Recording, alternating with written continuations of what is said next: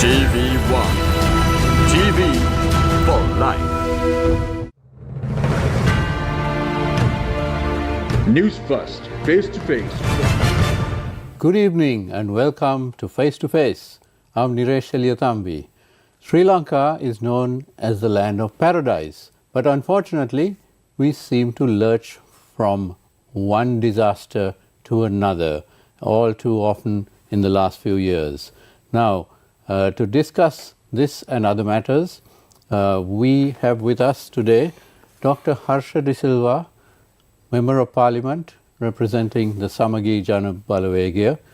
Welcome, Dr. De Silva. Welcome, Niresh. So, Dr. Harsha, now you have tweeted on the platform X, known as X now, used to be Twitter. You have recently tweeted that the government's approach towards the macro-linked bonds, which it is negotiating with bondholders now, is possibly another disaster in the making.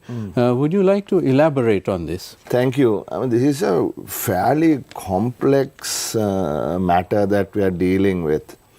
What I said is, now that Sri Lanka GDP for 2023 is officially out at 84.2 billion, and I say source is CBSL. Actually, I made a small error. It should have been $84.4 billion. That's right. Actual ISB haircut as per current MLB proposal, which I said Sagala R is pushing, will be nowhere near 30%. And I say that is what the President and the Podujana party are promising. My estimate is 10% or even lower at 7% disaster, somebody tell him. Now, in fact, Sagala interestingly had responded to that tweet. I see. And said Harsha De Silva has confused Sri Lanka's GDP outcome for 2023 with the ISB holder group's proposal, which talks about average GDP between 2025 and 27. These are one-sided preliminary proposals which are still under discussion. And what he also says is, anyone can come up with proposals and estimates, but the final restructuring deal must be in line with comparability principle and debt sustainability analysis. Have a look at the GOSL proposals before making statements, he had told me. Right. And I replied him, this is very interesting because we need to have a good dialogue. It's good to have a good discourse like this. That's right. But I did say that, good that you replied, Sagala. And I say, no, not at all. I am not confused. I am referring to the actual 2028 haircut. Given 2023 is already 84.4 billion, I correct myself. By 2028-9, it is certainly going to be mid US dollar 90 billion. And I have a little smiley face saying, unless AKD, please tell your advisor not to assume I am unable to read and understand. Now, this is this is happening on a public platform, which is, and then other people have also, made their various observations. Well, now, I grant that there is one proposal by the bondholders and another proposal by the government, right? And then there has to be some coming together, because what they are saying is within the next few weeks they want to agree on the final restructure. which is a crucial aspect. Which is a crucial aspect, because you see, we haven't still signed the MOU with with the Paris Club. That's right. Neither have we signed the MOU with China. Now, IMF is saying unless you have these MOUs signed and you have a fairly strong move towards coming to the same page with the ISB holders, they can't release the third tranche, the second, EFF, tick off. That's right. Now, the Paris Club guys and the Chinese are saying, and India, essentially, look, we want to see what the deal you cut with the ISB holders before we sign the MOU. So it's a chicken and egg situation in a way. Yes. And then, so that is the sort of the situation out there. Then back here, we have the politics, right? Election, restructure. Then we had the domestic restructure where the EPF got hammered. Now Ranjit Siambalapitiya said in some place in his electorate that the interest rate on the EPF will be increased from 9% to 13%. We saw that in the news, but there hasn't been any official statement to that effect. But see, the 9% was from this year on, for, n number of years down the road. Yes. So is Siambalapitiya saying 13% only for this year? Or is he saying 13%, from this year onwards? A lot of things are being said in the run-up to this election. Correct. And I am almost certain he's not saying that. He's just saying, look, this is election year. He's not saying that. I'm saying that is what he's trying to sort of, without saying it, without being honest about it, trying to sort of hoodwink people to make them feel it's going to be 13%. What I'm saying is they got some crisis bonds that they were getting a good yield, so they can dump it in the market, use that money to pay off this year. Right. And then back down to 9%. So all these things are taking place, right? And then before you go to the next question, is that then another alternate, party is saying, look, forget all this. We are going to have to first undertake a debt audit and look at each borrowing and make sure that these are not odious debt. That means that this money was used for other purposes, robbed, stolen, stashed in some country overseas, etc. And then once we are clear that these are loans, bonds, paper that need to be paid back, then we will start a discussion with the bondholders and the respective countries. Now that is multiple years away, right? Because you can't do a debt audit in like 3 weeks. Now in the meantime, interest is accumulating and accumulating and accumulating. On the bonds itself, we have close to $1.7 billion of arrears that have got built up. And when people say, look, we are not paying interest on these loans because if we are not paying anything, yes, that doesn't mean it is not building up somewhere else. So interest is getting built up, right? Every day we delay, that is getting built up without a restructure. The more you push this back, the bigger the problem becomes, the higher the debt mountain becomes. This is the effect of the government announcing its bankruptcy 2 years ago, and then actually not paying on these. Yeah. So, I mean, in the sense, what they did was they said, look, we are unable to pay. Right? We are unable to pay because Sabri found out that he had $30 million in the kitty, on that day that he had to pay something like $198 million in 2 debt repayment installments, and he had 30 million, right? And because all that money was, used up, but we were lied to by Nivad Cabral and others, lied to, and I say it again, reiterate that, to the public that there was enough money and all the loans were going to be paid back. And it is their own government. I mean, we had nothing to do with it. And they came and said, look, we don't have any money, so we can't pay. That's right. I mean, long before that, we've been warning them. Yes, indeed. You were warning for many months or even years before. Many journalists and other academics, economists did pay heed, but apparently the government of the day did not. I mean, we would never have got into this position if they listened to what we said in 2020.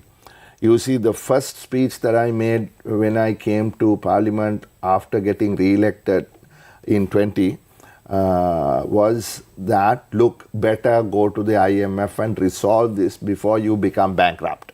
Right. Writing was on the wall. Because prior to the election, you see, the election got delayed because of the virus, COVID virus.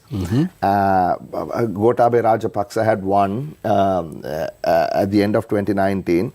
Without a parliament, he, brought taxes down. He, made multiple policy missteps. There's a Supreme Court judgment on that. So when we actually came in and sat, we realized what the immediate future was going to be. IMF had already said Sri Lanka's debt was now no longer sustainable. You see, 3 weeks prior to the election, they issued one of their reports which said the debt was sustainable. And soon thereafter, debt was not sustainable because of all these crazy, idiotic things that happened. So then, they should have then resolved this before we went bankrupt. That's right. Now, bankruptcy has severe negative implications, as we see. As we saw with all the queues. We all saw, we don't need to go there, right? And we haven't still gotten out of this. Right? That's right. And if the debt had to be restructured, then we said, well, look, solicit consent, solicit consent with everyone, and then come to some deal that you can live with. But nothing of the sort happened. They kept saying, no, we will pay. Finally, when we were unable to pay. Yeah, excreta hit the fan. then all hell broke loose. So, Dr. Harsha, what you are pointing out is that prior to the declaration of bankruptcy in 2022, there was not enough discourse on this. Parliament was delayed in being elected, and so on and so forth, and a lot of misinformation had been flowing around. So, it is now perhaps all the more vital that there needs to be a frank discourse publicly about this. So, of course, it's wonderful that Mr. Sagala Ratnayaka has responded, and we hope that this published discourse will continue. Yeah, I mean, him responding is one thing, on a social media platform which is widely, shared amongst those interested people, both here and abroad. But, he is not the person in charge, right? The people in charge must have this discourse not on X, but inside Parliament, right. First in the committee, right? And this is what we have been asking for. I have personally said, look, you have another, how long? Let's say 1st of October is election. This is May, June, July, August, September. 5 months to go, right? And then according to what is on paper here, the proposals, we may go till 2038, before we finish repaying the restructured bonds. So we are talking 14 years, right? We are going to be tied to the agreement that Mr. Wickramasinghe, with his advisors Lazard and Clifford Chance, agree to sort of implement, right? So that is why I have been saying, and I continue to say, look, there has to be greater discussion with those who are now not in office, but very likely will be in office in 5 months' time. So, because this is, no matter who will be in office, this is something that will have to be dealt with, will be inherited by the next government and the one after that. Precisely, Nilesh. I mean, we hear of countries that have defaulted more than once. You see, if you look at the statistics, you will see that of all the restructuring that took place in the last 30 years or so, I think 60% of countries have defaulted more than once. Why is that? Because for one reason, governments change. Right. And then the next government will say, look, we are not able to do this, or we are not willing to do this, right? Or if you use the ODS argument, they say, no, we don't have to do this. Right. Right? So, the multiple reasons, right? Ultimately, what ends up happening is that people suffer. Now, when we went through the first default, we saw the agony that we had to go through. And we are, yet to come out of it, right? What if we go through a second default? Just imagine the second time we default, and then we have to then restructure domestic debt again. EPF will have to be used again to restructure domestic debt. I'm saying all these possibilities do exist, right? And then, there will be, untold misery, and it can, get out of hand. People can get to extreme positions and do things that normally people won't do. Which would be very bad for the country. Precisely. And right now, I believe something like 7 million Sri Lankans are below the poverty line, which is an enormous number when you consider that we have only about 21 million in the population. That's true. So, if this exacerbates in any way, we are going to be in a very bad place. Sure. Now, Dr. Harsha, these macro-linked bonds or MLBs, that's something new, isn't it? It is. And we need to be careful about it. Could you explain a little bit to our viewers about what is a macro-linked bond and how did this come up all of a sudden? Yeah, see, macro-linked bonds have never happened. Right? I mean, see, you have something called VRIs, or value recovery instruments. Say, now you are Sri Lanka, I'm the bondholder, okay? Now you are defaulting and I need my money back. Right. You are saying, look, I will pay you back, right? And I say, fine, Niresh, you pay me back, but I say, how?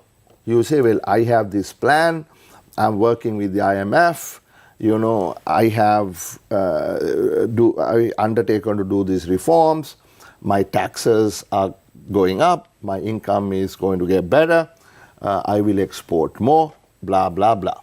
And I say, all right, that's a plan, I'm willing to accept that plan, I'll give you the time to pay.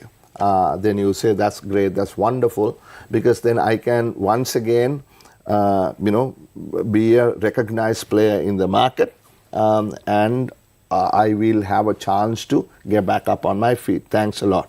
Right. Then I say, wait 1 minute, I will do that, but now you're promising to grow at, let's say, 3%.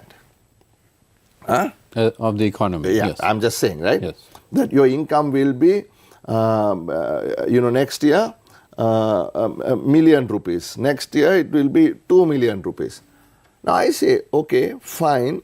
You are saying, and your IMF, buddies have agreed that it will be 2 million rupees. Now, what if it is 2.5 million rupees? What if you do better than what you expect to do? Right. In that case, buddy, you will have to pay me more. Okay.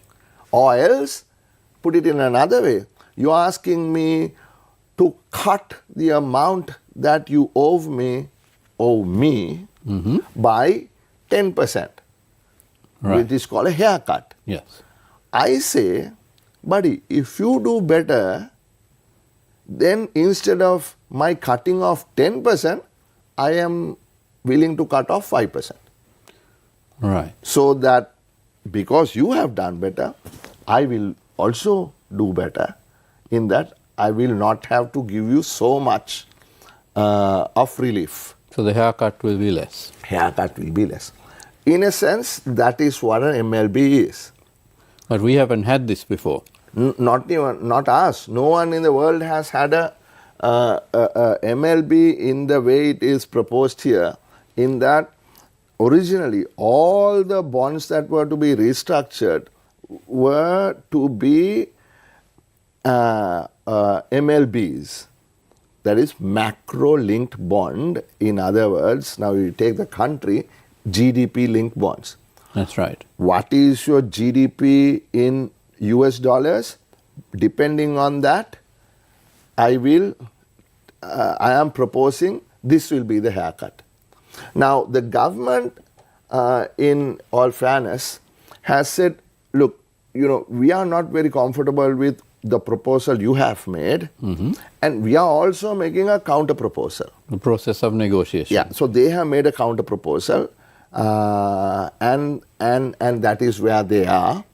But what I meant by disaster is that if we agree to the proposal made by the bondholders, that is detrimental to us. And therefore, we have to fight hard, negotiate hard to get to a point where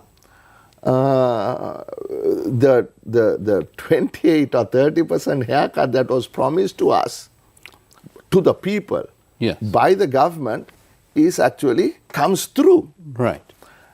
Now, if you want, I can give you a few examples. Right? Hold that thought, Dr. Harsha, because we'll go for a short commercial break and we'll be right back to this very interesting discussion with Dr. Harsha De Silva.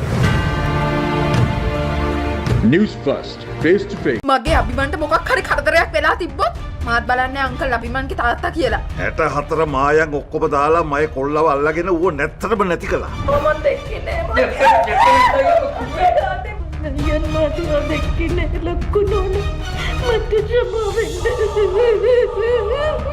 දැක්කනේ aunty. මුංග හොරතල් කළා මුංගෙන් ඇත්ත ගන්න බෑ. තම්සේ උඩ ගියත් බිම ගියත් මට කමන්නේ නෑ. හැබැයි අරෝගේ කාමරේට ගිහිල්ලා තිබ්බොත් මම තම්සේවයි ඌවයි යවන්නේ කොහෙටද කියලා මම තීරණය කරන්න. තම්සේ තමන් ආයි කියන්න තියන්නේ හරි. නීල පබලු අද රාත්‍රී 9ට සිරස ටෙලිතිරයෙන්. නීල කියන්නේ වෙලාවකට දෙගොඩ තලා යන ගඟක් වගේ.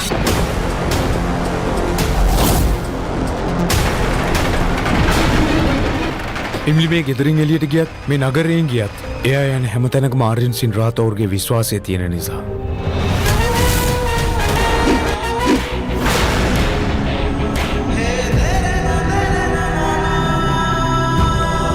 Emily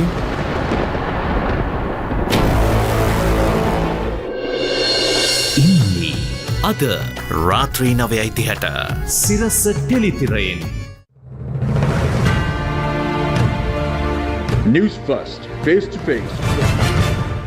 Welcome back to Face, and we are with Dr. Harsha De Silva, Member of Parliament from the SJB, and we are discussing the controversy over macro-linked bonds which has come up over the last few days.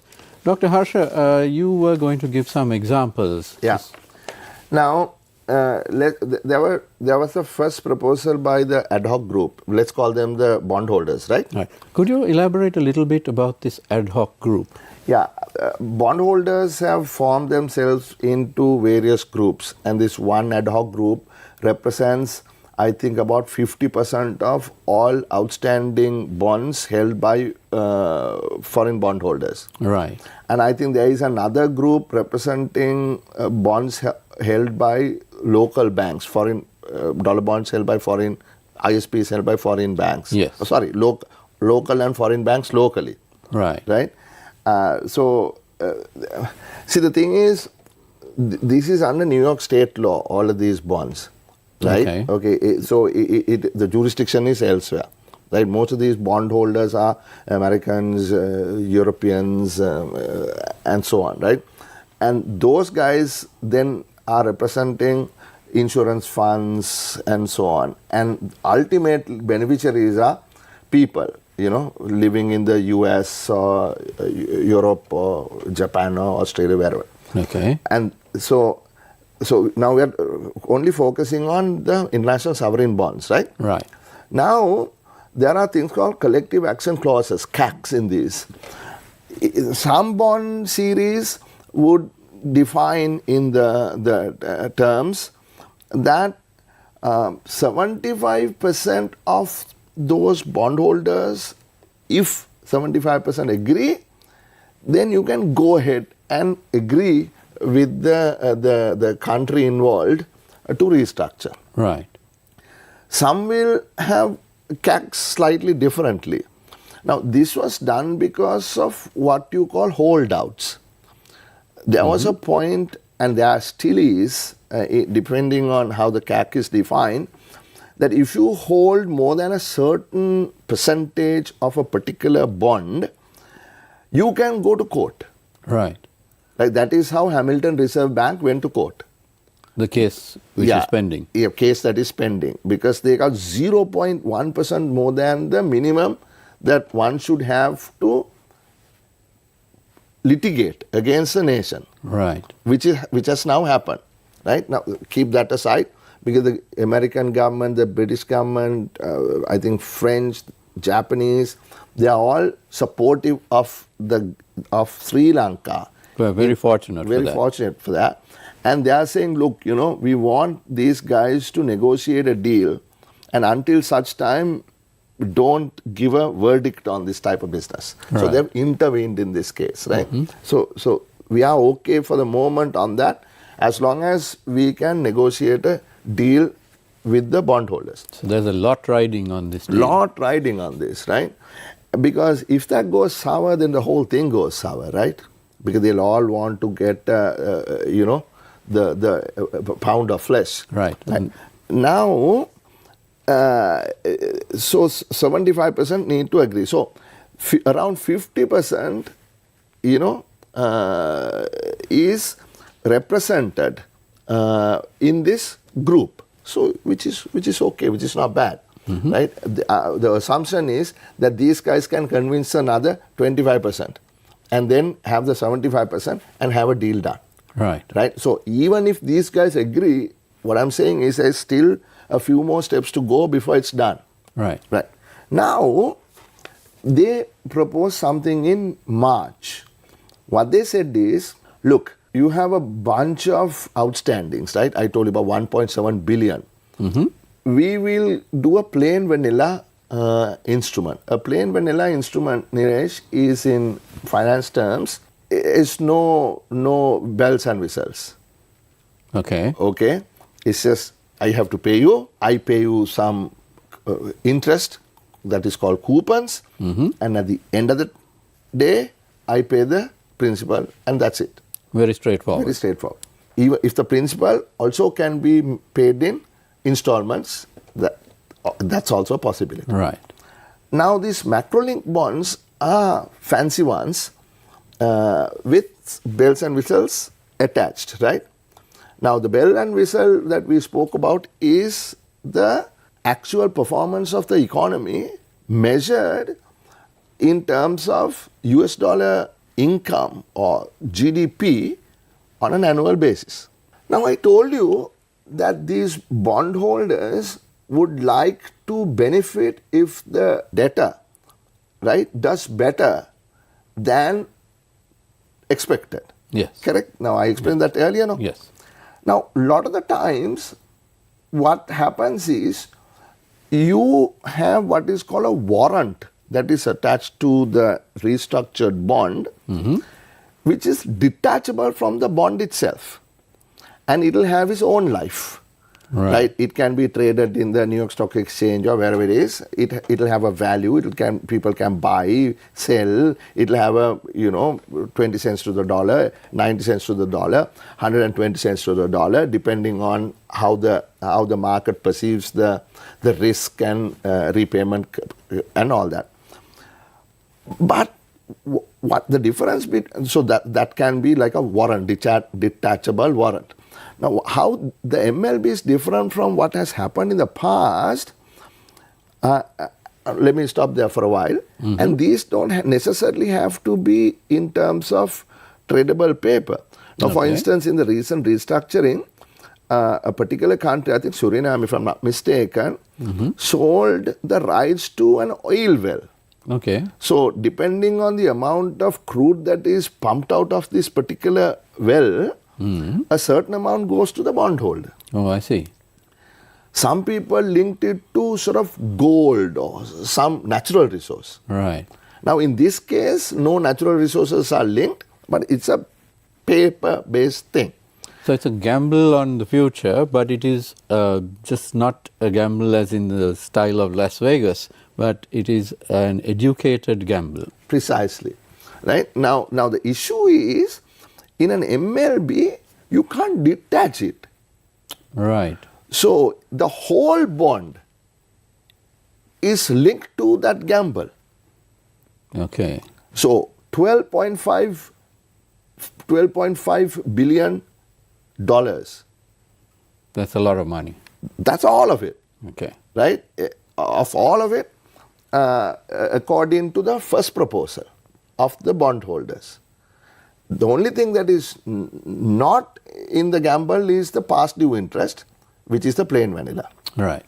It's a bit complex, but I'm not going to try to explain the different scenarios now, because there's a second proposal they made in April. I'll do that once and for all because of time, right? Absolutely. Yes. Then the government said, look, guys, all right, originally we were totally opposed to these MLBs.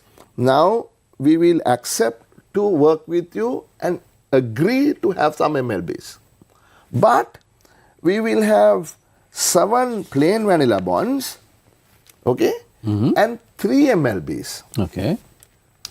So in the proposal of the government, only about 30% were, actually 27% was part of the gamble. The other 70% was not. Okay. Now what they said is, look, the plain vanilla we are not going to explain, right? Sure. It's pretty clear now. That's right. In the MLBs, what they said is, look, the way in which you conduct the test to determine whether I have done better or worse cannot be purely the US dollar GDP for year X, Y, and Z. Okay. It has to be that plus the actual growth of the GDP in real terms. Right. Now, the bondholders said the test, right? There's a test at the end of 2027, because from now on till 2027, nothing will be paid. Right. Right? There is some interest paid on past due and interest. Only the coupon will be paid. Okay. But no installments of the capital will be paid, because we don't know what the capital is going to be. Right. So this haircut, what people are talking about, some people are thinking the haircut is going to happen now. But the actual haircut is going to happen in 2028 January. 28 January. It gets even more complicated, because there is a haircut now, which is a nominal haircut, but it will be readjusted in 28, beginning of 28. So you recoup or give away more depending on the test. Right. You get my point? Yes. So the bond will trade, but government of Sri Lanka will not start paying capital, because we don't really know what the capital is. That will be based on the haircut, which will be based on the test. So the bondholders are saying that test, the amount, whether it is above or below, will be the average GDP in US dollar terms between 2024 and 2027. Right. That is the one and only test. Right. If it is above a certain point, this, below a certain point, that. Government is saying, no, the test will be the end of 2027 GDP in US dollar terms and the cumulative growth, like I said earlier, from 24 to 27. In that period, yes. The reason for that, Niresh, is that the exchange rate is going haywire. Absolutely. Now, I calculated the exchange rate that the IMF assumed when it did the program, the Extended Fund Facility Program. Right. It was estimated to be 337 at the end of 23. Okay. 24 385, 24 419, 26 446, 27 463 and 28 473. But quite the opposite has happened. As opposed to 385 for 2024, people are predicting between 300 and 315. So that's a huge difference. Huge difference. So when you're measuring in terms of US dollars, the numbers that is now written down are actually going to be much lower than what it would actually be. Okay. Now, for instance, I said no, $84.8 billion was 2023's GDP. Yes. That was when the rupee was at about 325 or so to the dollar. Right. Now it is 300. So in fact, if you calculate today using today's dollar rate, it will be not 84.4 billion. It might be 86 billion. Right. Or 87 billion. Yes. You see. So that is why Nandalal particularly is pushing to have both these things added in so that it will be better for Sri Lanka. Right? If the current sort of exchange rates, remain the way they are supposed to be. Now the government said, okay, if we do better this, the MLB, we will pay you more. But if you do worse than what we have proposed, then you will have to give us a bigger haircut, which is fair and equitable. Okay. And there are a whole bunch of, if you look at this, I don't know whether you can see this, right? Viewers probably can't see it. Yeah, can't see it, but whole lot of possibilities and scenarios that can happen based on what the real GDP growth is, what the nominal GDP growth is. And the currency fluctuation. Those are all implied. So it's very complex. Now, all of this, Niresh, has to fall within what is called the debt sustainability analysis done by the IMF, which is the bigger envelope.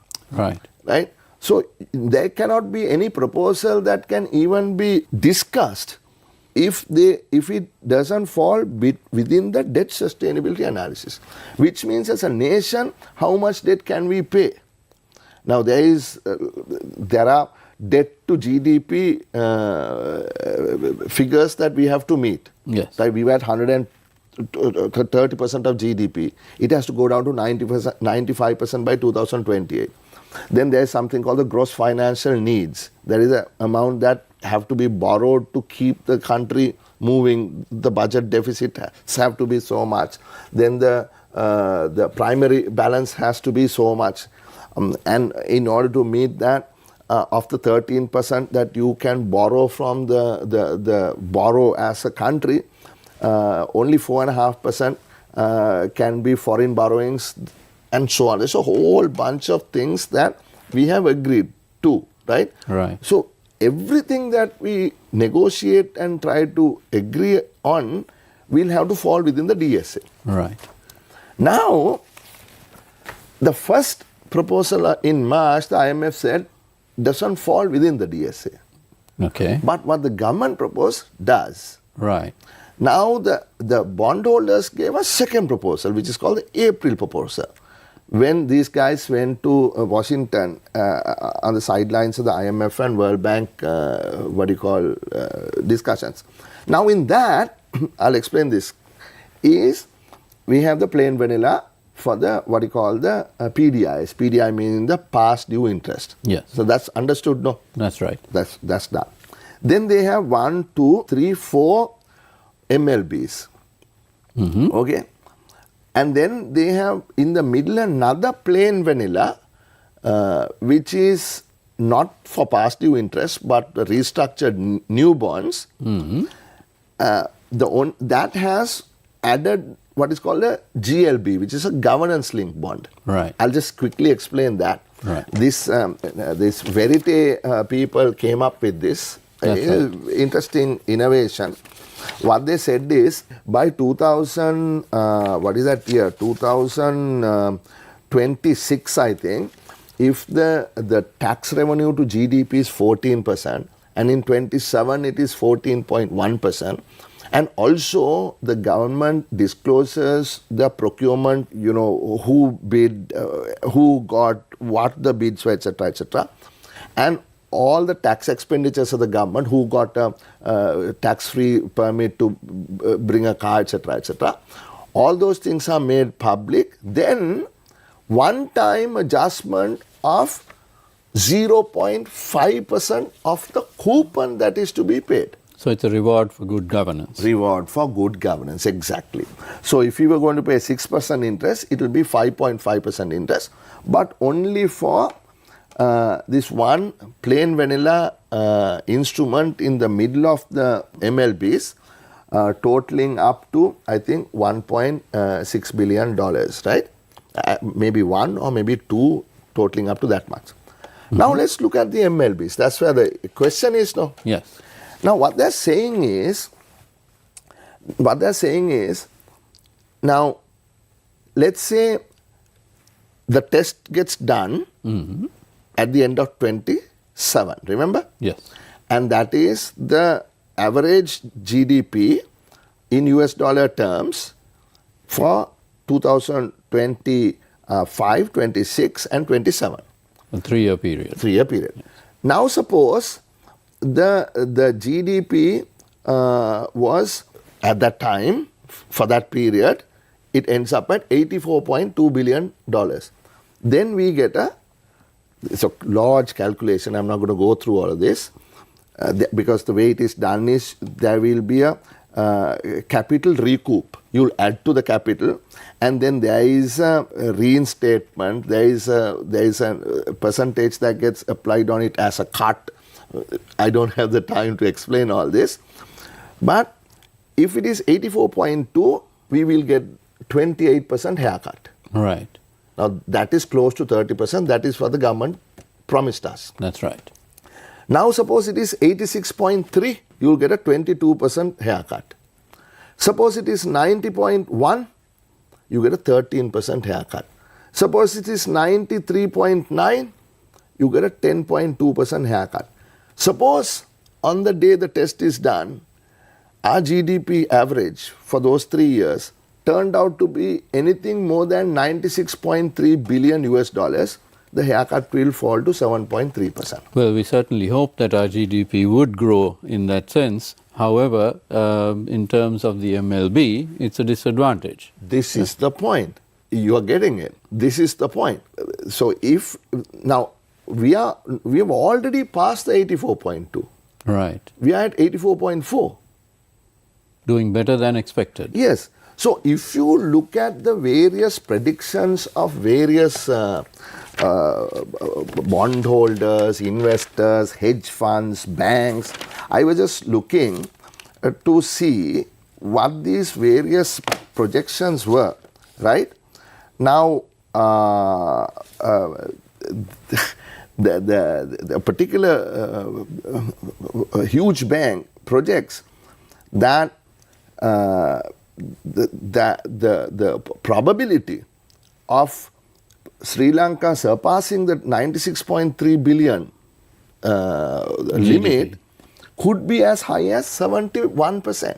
So that's, if we do sign on such terms, it would certainly be a huge disadvantage for the country. Correct. Yes. And some people are forecasting that we might end up over $120 billion.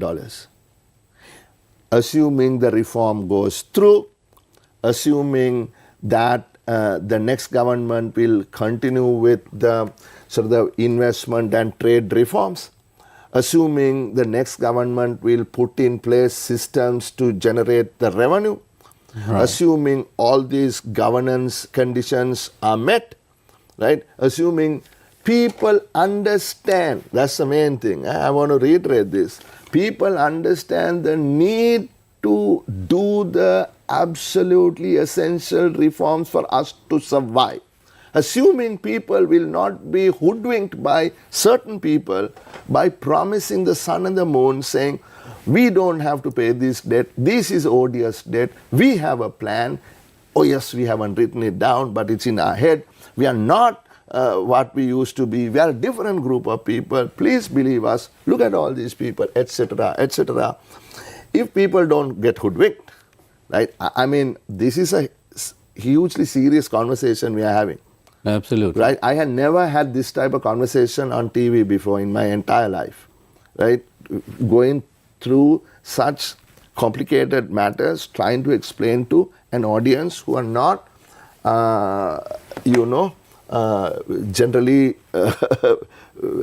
well versed in these matters, financial matters. Right. So this is why they are crucial. Right. This is why when I took a swipe at one of these people in a particular political party, when they said, "Oh no, we will tell them that we paid you 3% more," and they will say, "Okay, no problem, buddy. You pay when you can." For crying out loud. Doesn't work that way. It doesn't work that way. And I want all people to understand what I'm saying.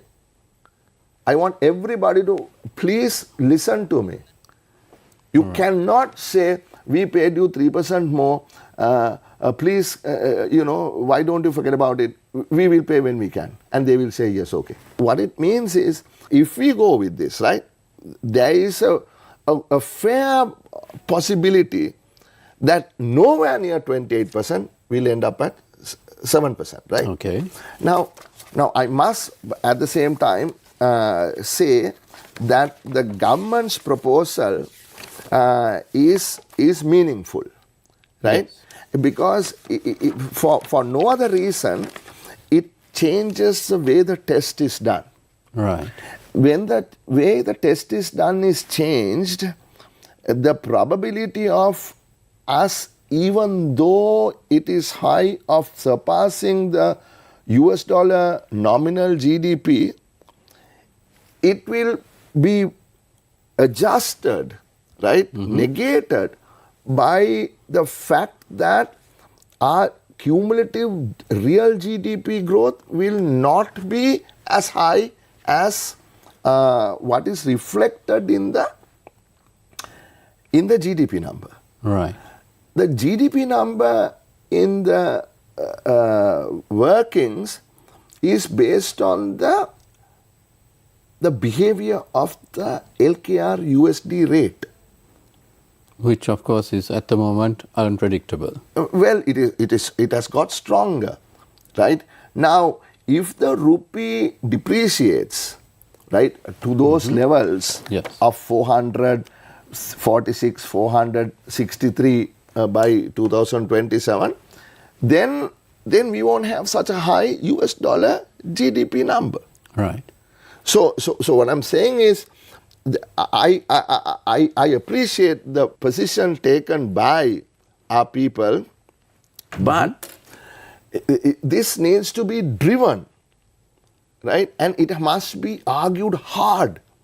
And, instead of Sagal Ratnayaka telling me, you don't understand, it is beyond that. I do understand, right? All what I'm saying is, get some people, government officials, people to hard negotiate. Right. You can't leave everything to Lazard and Clifford Chance and say, look, we will agree with whatever they say. And also, I'm warning, right? I'm telling this in all good faith, right, to the president himself. Look, yes, I understand you need a deal. I understand we all need a deal to get out of bankruptcy. Right. I grant you that. But please, don't do a deal just for the sake of getting the deal done before election.